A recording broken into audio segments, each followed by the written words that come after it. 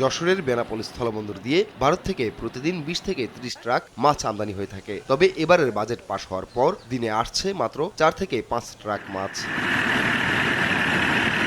মাছ আমদানিতে মোট শুল্ক হার 45% থেকে বাড়িয়ে 70% করেছে জাতীয় রাজস্ব বোর্ড। আমদানিকারকরা বলছেন, নতুন অর্থ বছরে অতিরিক্ত শুল্কের কারণে লোকসানের আশঙ্কায় আমদানি স্থগিত রেখেছেন তারা, যার প্রভাব পড়েছে বন্দর শ্রমিক ও ট্রাক চালকদের মাঝেও। 15% হারে ভ্যাট আরোপ করা হয়েছে এবং 2% ইনকাম ট্যাক্স অতিরিক্ত আয়কর যেটা বলে সেটা আরোপ করা হয়েছে, মোট 17%। মাছ না আসার কারণে ধরেন ট্রান্সপোর্টের আমাদের অনেক সদস্যই মাছের গাড়িগুলো দিত, তারা বেকার হয়ে যাচ্ছে।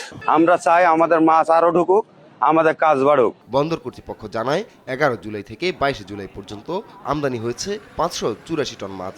আমদানি আরো কমলে বাড়তে পারে রাজস্ব ঘাটতি। যদি কোনো এরকম আমদানিকারক আমাদের কাছে কাগজপত্র ডকুমেন্ট নিয়ে এসে জমা দেয়, তাহলে আমরা এটা তাৎক্ষণিকভাবে তাদের মাছ ছাড় করার ব্যাপারে আমরা আমাদের প্রয়োজনীয় ব্যবস্থা গ্রহণ করব। 11 তারিখ থেকে 22 তারিখ পর্যন্ত আমাদের এই দপ্তর থেকে আমদানি হয়েছে 386 টন সুইট ফিশ এবং সি ফিশ আমদানি হয়েছে 194 টন। ব্যবসায়ীদের দাবি, শুল্ক হার পুনর্বিবেচনা করা না হলে সংকট আরও বাড়বে।